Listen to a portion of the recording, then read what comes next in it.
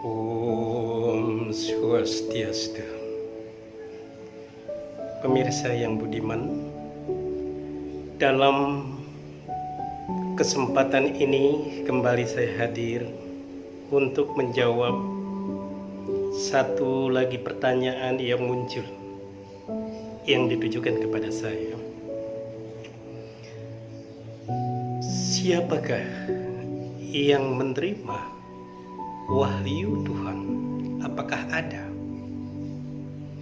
Dan wahyu itu berupa apa? Inilah pertanyaan yang menggelitik bagi saya. Pemirsa yang budiman, di dalam konsep Hindu tentu punya penerima wahyu.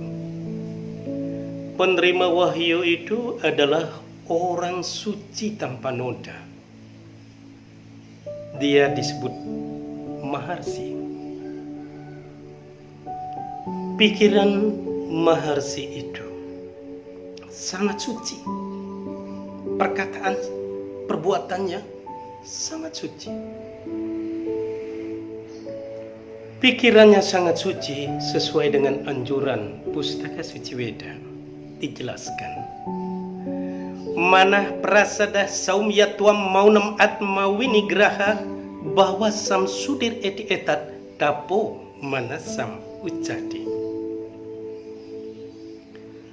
Pikiran itu tenang, jiwanya sangat bersih dan mengendalikan indria dengan sebaik-baiknya. Inilah yang terjadi pada Maharsi itu. Tidak pernah berpikir yang negatif terhadap siapa saja. Luar biasa, pikirannya sangat suci. Begitu juga kata-katanya, sangat lemah lembut dan penuh kasih sayang. Sesuai dengan sabdanya, Anudwega karam wakyam satya prahitam saywawan manam uciate. Berbicaralah yang lembut dengan penuh kasih sayang. Berbicaralah dengan penuh kejujuran, sehingga dapat dipercaya dan membiasakan membaca Pustaka Suci Weda dan mengamalkan dalam ligai bahtera kehidupan itu. Luar biasa, Maharsi yang sangat suci itu selalu berbicara membuat kesejukan, kedamaian pada semua ciptaannya. Begitu juga perbuatan sang resi yang sangat suci dan tidak pernah ada keangkuhan sedikit pun padanya, sesuai dengan sabdanya. Dewa Dwija Guru Pradnya Pujanam Saucam Arjawam Brahmacarya Maharsiasca Sariram Tapa Uciade. Maharsi kita sangat memuja para dewa, memuja orang-orang suci juga, dan melangkah dengan penuh kasih sayang tanpa kekerasan sedikit pun. Ini adalah yang dilakukan oleh Maharsi kita. Oleh sebab itu, Maharsi yang suci tanpa noda inilah menerima wahyu Brahman atau Tuhan yang Maha Pengasih itu. Maka Maharsi kita menerima wahyu dari Brahman sebelum dikenal adanya tulisan. Setelah dikenal adanya tulisan itu, maka wahyu Tuhan atau Brahman itu dikumpulkan dan ditulis sesuai dengan ingatannya. Yang ditulis dikumpulkan oleh Resi Wyasa atau lumrah dikenal Krishna Dwivayana yang dibantu oleh 4 siswanya yang betul-betul menjalani, melaksanakan ajaran Weda itu dengan sebaik-baiknya. Misalnya Rig-weda ditulis oleh Pulaha. Yajurweda juga ditulis oleh Waisampayana. Samaweda itu ditulis oleh Jaimini. Atharwaweda itu ditulis oleh Simantu. Jadi Maharsi yang sangat suci ini, yang dengan penuh kasih ini, menuangkan dalam bentuk tulisan karena dia meyakini manusia itu tidak sempurna.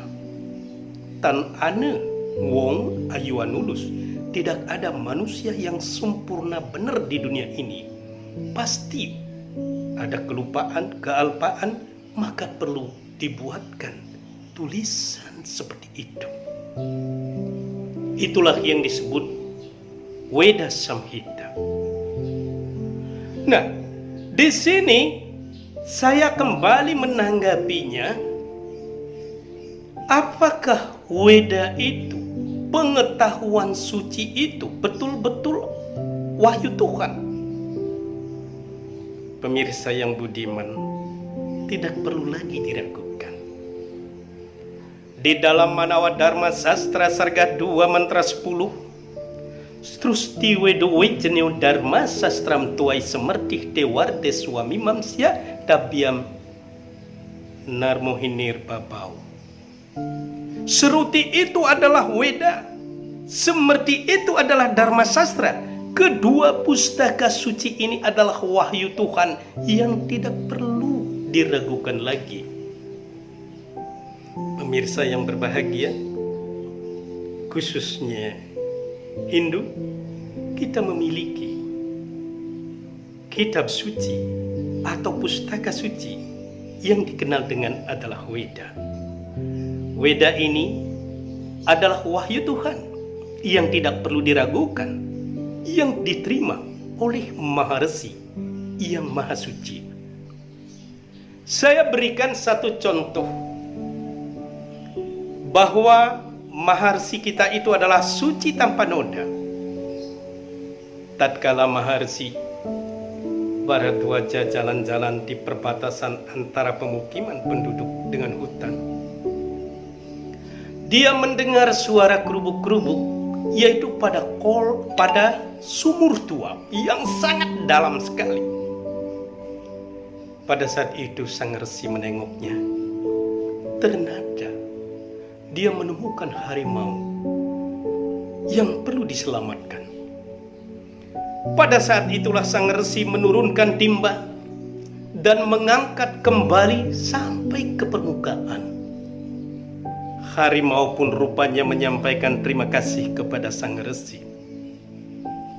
Sang resi senyum dengan penuh kasih menyampaikan, "Loka semesta sukino bawantu," agar semua makhluk berbahagia.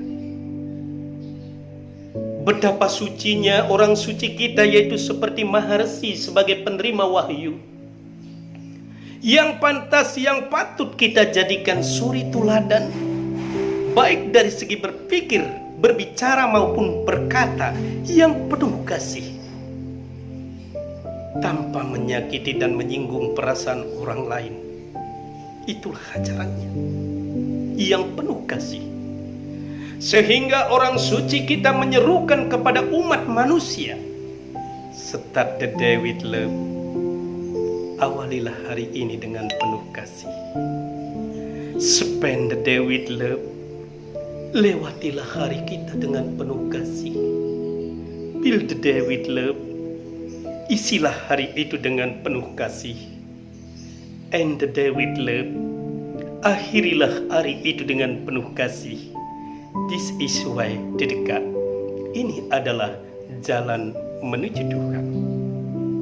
Pemirsa yang budiman, saya simpulkan, Hindu punya penerima wahyu itu adalah Maharsi, dan kitab sucinya adalah Weda.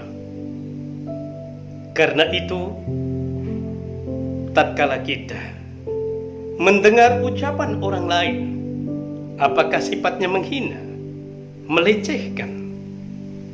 Kita tidak perlu untuk marah, karena marah itu tidak dibenarkan di dalam tuntunan Weda. Hal ini terungkap kalau kemarahan itu hanya menimbulkan dosa saja yang tidak perlu ditanggapi, tapi perlu kita sampaikan dengan penuh kasih sayang dan kelembutan sesuai sabda yang diterima oleh junjungan kita, yaitu Maharsi yang suci tanpa noda. Semoga bermanfaat bagi dunia dan akhirat. Om Santi, Santi, Santi. Om.